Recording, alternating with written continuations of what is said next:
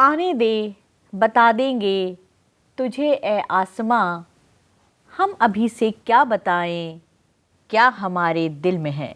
वो जो अभावों में पला है, वो जो कष्ट में गला है, प्रतिभा होती जिसमें उसे कोई रोक नहीं पाता है, वो जो फिर भी निखर कर आता है, वो जो मिट्टी का कर्ज चुकाता है। आगे चलकर वो जननेता इरावत सिंह कहलाता है।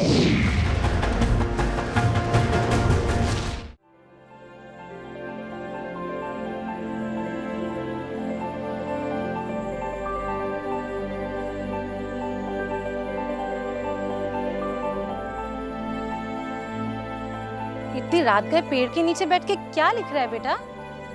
बस मैं तेरा नाम लिख रहा हूँ। चल अब सो जा, बहुत देर हो गई है, कल पाठशाला भी तो जाना है। माँ, पिताजी तो नहीं रहे, अब मुझे कौन पढ़ाएगा? तो क्या हो गया तेरे पिताजी नहीं रहे तो? तेरी माँ जब तक जिंदा है पढ़ाई नहीं रुकने दूंगी। बोल, पढ़ेगा ना? हाँ माँ, मैं खूब पढ़ूंगा, खूब खूब खूब पढ़ूंगा। माँ, चाचा के घर कब चलेंगे? चलेंगे चलेंगे, पर जाके उनको तंग मत करना। मुझे पढ़ाई से फुर्सत होगी तब ना चाचा को मैं तंग करूंगा। चल अब चलते हैं, चल चल चल।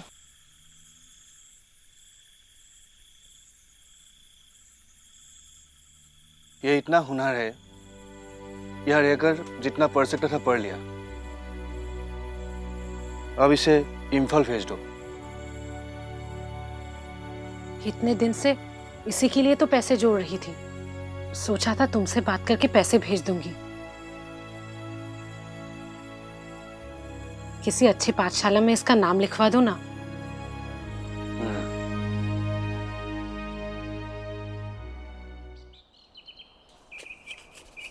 आओ मैडम, बहुत दिनों बाद आए हो। नमस्ते चाचा जी। हाँ नमस्ते। बहुत दिनों से हैदराबाद स्कूल नहीं आया है, इसीलिए मुझे उसका चिंता हो रही थी। सब कुछ ठीक है ना? क्या बोलूं बेटा, बच्चे की माँ अचानक से गुजर गई है, जो घर को संभाल रखती थी।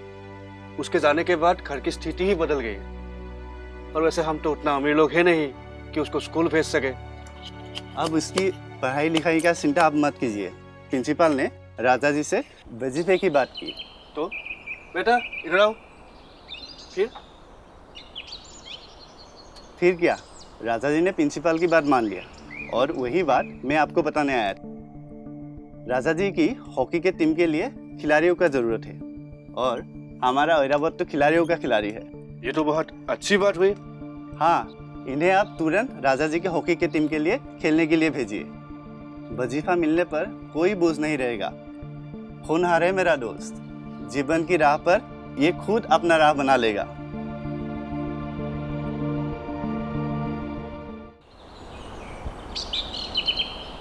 आज तुम पाठशाला में बहुत अच्छा कविताएं सुनाई।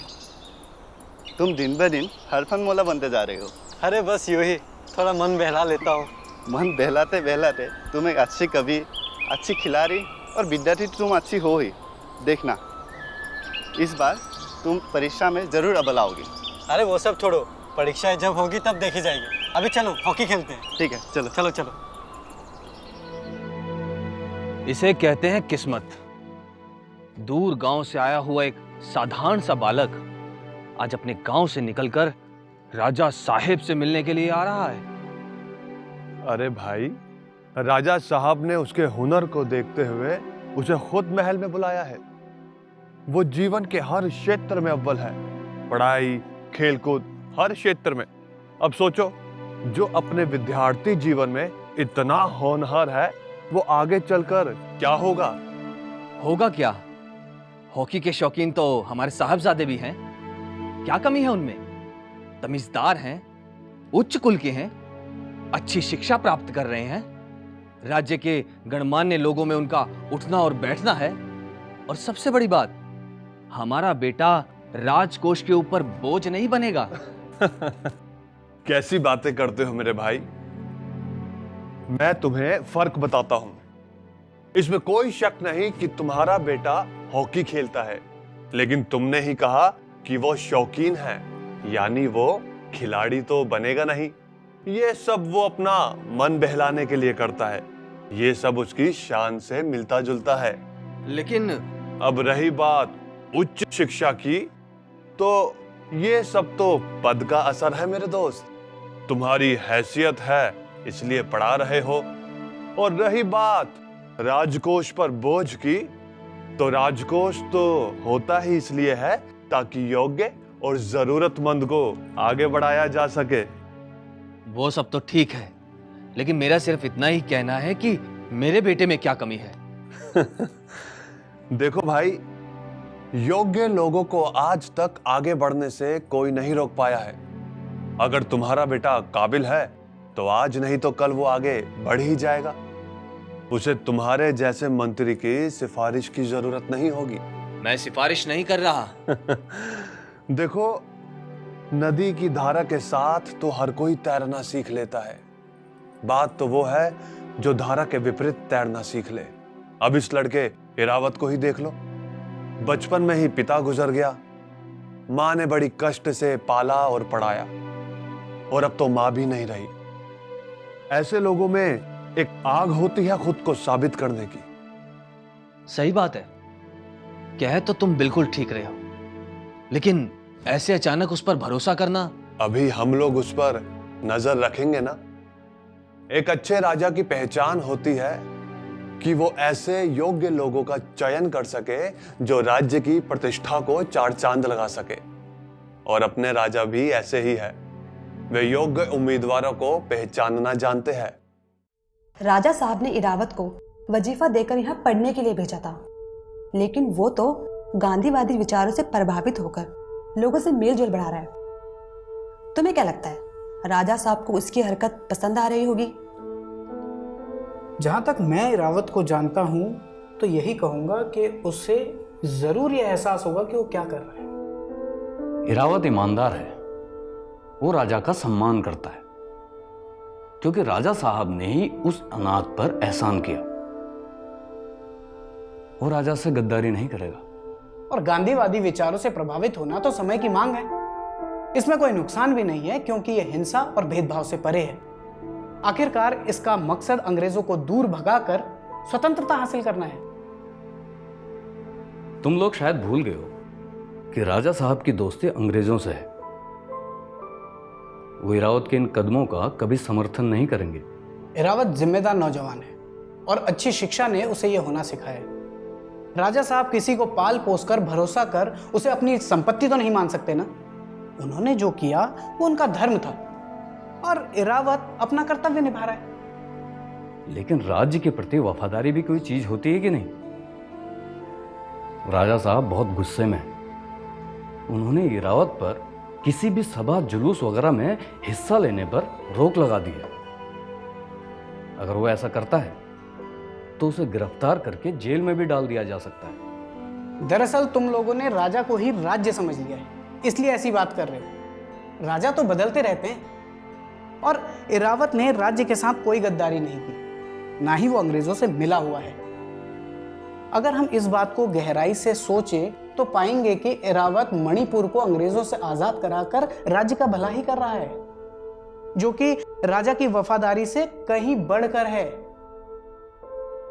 अगर अब इरावत अगर राजा के प्रति जिम्मेदार है तो वो समाज के प्रति अपनी जिम्मेदारी पूरी कर रहा है। इरावत अपने इरादे का पक्का है।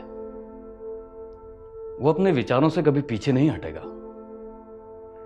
लोगों से मिलना जुलना उसके गांधीवादी जीवन का हिस्सा है, इसलिए वो इसे जारी रखेगा। साथियों, राजा साहब ने मेरे सभा करने पर ही प्रतिबंध लगाया, आप लोगों पे नहीं।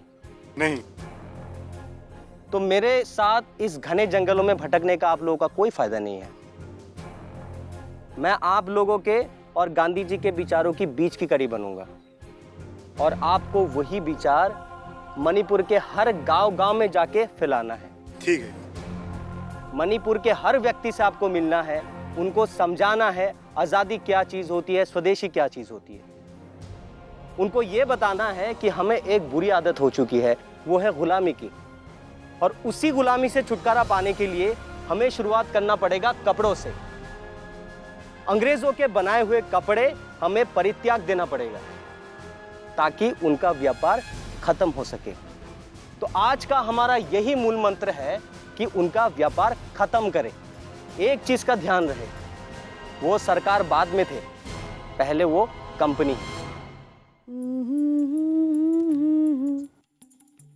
पूरे राजमहल में लोगों की चहल पहल बढ़ती जा रही है, और हो भी क्यों ना, राजा की भतीजी की शादी जो है। हाँ, राजघराने से राजघराना जुड़ रहा है तो धूम तो मचनी ही है। राजा साहब की भतीजी की शादी किसी राजा या युवराज से नहीं हो रही, तो फिर किससे हो रही है? अपने इरावत से। इरावत से? राजा साहब ने ये कैसा फैसला ले लिया? क्यों, क्या कमी है इरावत में? पढ़ा लिखा है, समझदार है, खोम के लिए सबसे उपयुक्त वर है वो, और राज पुरोहित से लेकर वरिष्ठ मंत्री तक सभी इससे सहमत हैं। पहली बार देख रही हूँ कि किसी राजा ने अपनी भतीजी का हाथ ऐसे लड़के के हाथ में दिया है जो अनाथ और गरीब है। ये कहकर इरावत का मान कम मत करो, पारस है वो, एकदम खरा। तुम्हें कैसे पता? बताती हूँ। जब राजा साहब ने खोम के साथ इरावत के विवाह की बात की, तो साथ ही उन्होंने इरावत को राज्य का न्यायाधीश बनाने का प्रस्ताव भी रखा। अच्छा, तो राजा साहब ने अपनी भतीजी के साथ साथ पद का लालच भी दिया। मगर राजा साहब और इरावत में तो मनमुटाव था ना? अरे मतभेद है, मनभेद नहीं। और फिर आंखों के आगे अगर इतना उपयुक्त वर हो तो कहीं और क्यों जाना। पर पता है, न्यायाधीश की बात सुनकर इरावत ने साफ कह दिया कि मुझे खोम बिना किसी पद के पसंद है। तब तो एकदम खरा आदमी है। भगवान इन दोनों की जोड़ी बनाए रखे।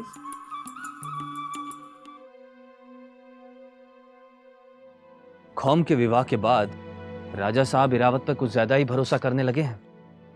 इरावत को तो जैसे उन्होंने अपना रिश्तेदार ही बना लिया है, और अब वो चाहते हैं कि राजकाज चलाने में भी वो उनकी भागीदारी करें। नहीं तो राजा साहब तो हमेशा की तरह अपना राजकाज संभाल रहे हैं। तुम ऐसा कैसे कह सकते हो? तुम जानते नहीं हो, हर साल होने वाली निखिल मणिपुरी हिंदू सभा में इस बार वो नहीं जा रहे हैं, बल्कि इरावत को भेज रहे हैं उसकी अध्यक्षता करने। तो क्या हो गया? ये तो राजा साहब की देखरेख में संपन्न होने वाली सभा है जो हर साल होती है। इससे क्या फर्क पड़ेगा? तुम समझ नहीं रहे हो। ऐसे ही राजकाज करना सिखलाया जाता है। ऐसे ही छोटे छोटे दायित्वों को सौंपकर राजा साहब इरावत की राजनीतिक सूझबूझ की परख कर रहे हैं। कोई बात नहीं, इरावत वहां जाएगा तो राजनीतिक रूप से भी परिपक्व हो जाएगा। तुम दूर की नहीं सोच रहे हो। बात सिर्फ इरावत, महासभा या राजा साहब की नहीं है। अंग्रेजों को राजा साहब का यह फैसला सही लगेगा क्या? या अंग्रेज कभी चाहेंगे कि ऐसी राजनीतिक महासभा की अध्यक्षता कभी इरावत करे? बात तो तुम बिल्कुल सही कह रहे हो। राजा साहब ने आज तक वही किया है जो अंग्रेजों ने उनसे करवाया है। राजा साहब का यह फैसला इरावत और राजा साहब के बीच मतभेद की दरार को और बड़ा करेगा। देखते हैं अब आगे और क्या होता है।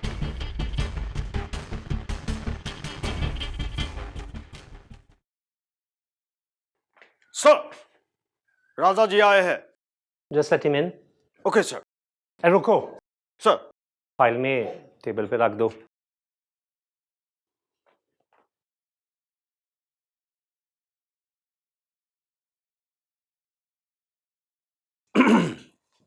नमस्कार। आप बैठिए बैठिए। शुक्रिया।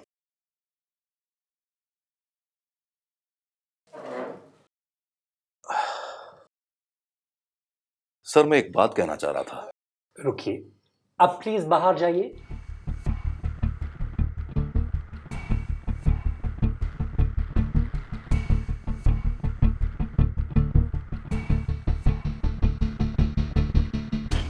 राजा साहब जी, आपने निखिल मणिपुरी महासभा का नाम तो सुना होगा।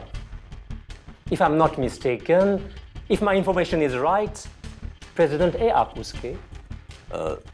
जी सर, पर मैं तो निखिल मणिपुरी हिंदू, ध्यान दे सर, हिंदू महासभा का प्रेसिडेंट हूँ। I don't really understand. I'm a bit confused. इन दोनों में क्या डिफरेंस है? सर, एक बार हमने महासभा की अधिवेशन की अध्यक्षता के लिए इरावत को भेजा था। पहले वो वहां वाइस प्रेसिडेंट बना और उसके बाद उसने महासभा का नाम ही बदल दिया। और आपका वही सभा हमारी गवर्नमेंट के अगेंस्ट काम कर रहा है। So just tell me, just be honest, साफ साफ बोलो, क्या हमारा गवर्नमेंट बुरा है? नहीं सर, बिल्कुल भी नहीं सर। मैं अभी निखिल मणिपुरी महासभा को इल्लीगल घोषित कर देता हूं। और please keep an eye on Iravat, will you? जी सर, जैसा आप कहें। तो सर अभी मुझे इजाजत दीजिए। प्लीज जाइए। शुक्रिया। थैंक यू राज साहब।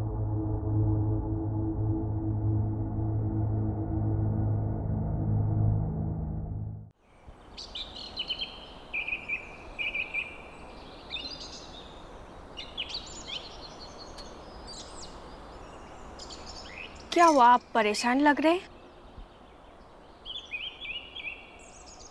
अब अपने ही लोग आज़ादी के राह में रुकावट बने हैं। राजा साहब ने अपनी ही बनाई हुई संस्था को अवैध घोषित कर हमारे विरुद्ध खड़ा कर दिया है।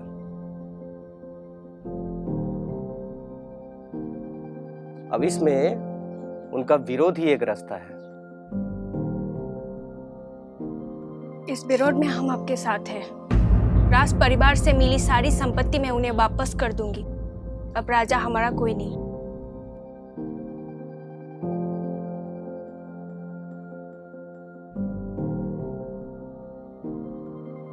अब जो भी है प्रजा है।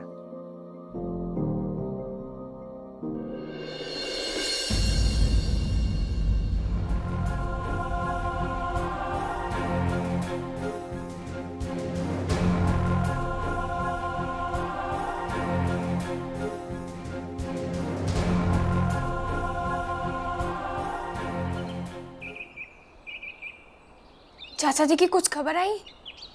आ जाएगी तुम्हारी चाचा की खबर। इतनी चिंता क्यों करते हो? बैठिए बैठिए।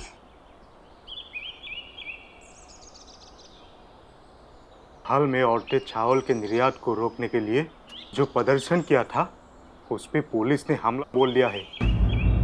सुना है इस हमले पे राज परिवार के समर्थन भी है। लो, आ गई तुम्हारी चाचा की खबर।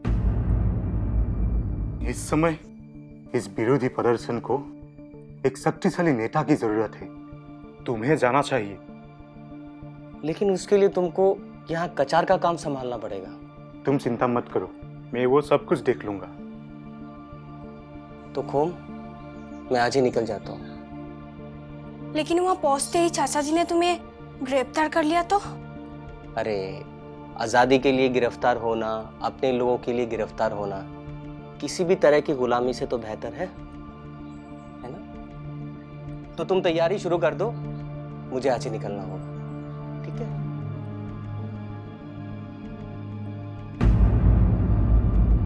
राजा साहब। जी सर। सुना है कि आपका रिलेटिव वापिस आ गया है? जी। और आते ही अगेन उसने एक नया ऑर्गेनाइजेशन फॉर्म कर लिया है। जी। What was his name? उसका नाम क्या है? Prajamandal. Prajamandal. This bloody Prajamandal. I'm going to make his life miserable. लेकिन कुछ भी हो जाए, ये राइस का एक्सपोर्ट रुकेगा नहीं। Just make sure that he spends a few years in jail. Sir, मैं कुछ अर्ज करूं? मुझे थोड़ा सा वक्त और दीजिए, मैं समझाता हूं उसे। You don't understand. You don't understand how much harm he's doing to us. This is the pride of England which is at stake. Come on.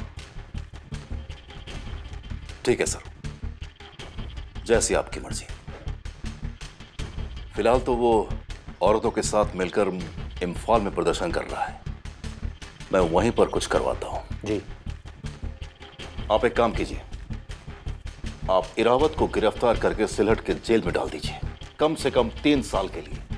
Good, very good, very good. उसके बाद उसके सर से भूत उतर जाएगा sir. जरूर। जी महाराज। आप इत्मीनान रखिए सर, मुझ पर विश्वास कीजिए, दोबारा आपको शिकायत का मौका नहीं दूंगा सर। जी, थैंक यू राजा साहब।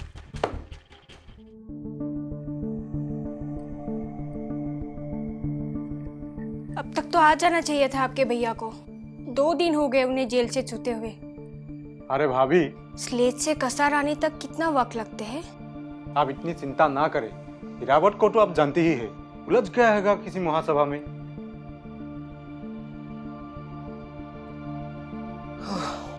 अरे आ गए आप। अरे कहाँ रह गए थे भाई? रास्ते में किसान महासभा थी, मैं उधर से होकर के आ रहा हूँ, इसलिए आने में देरी होगी। वापसी मुबारक हो मेरे दोस्त।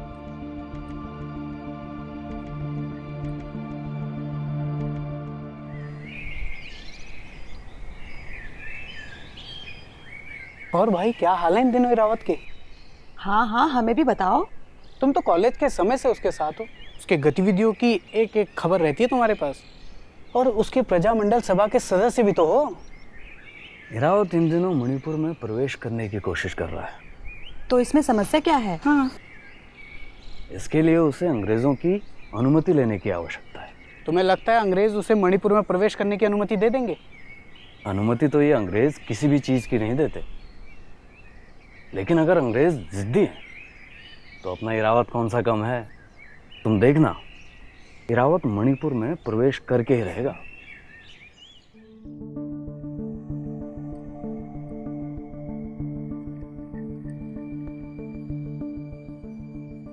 मणिपुर में घुसने की कोशिश करते हुए इरावत को गिरफ्तार कर लिया गया है।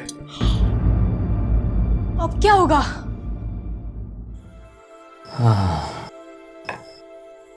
अखबार में मैंने पढ़ा तुम्हारे और इरावत के बारे में। मुझे तो उन्होंने जल्दी छोड़ दिया, लेकिन इरावत को 3 साल लंबी सजा हुई है।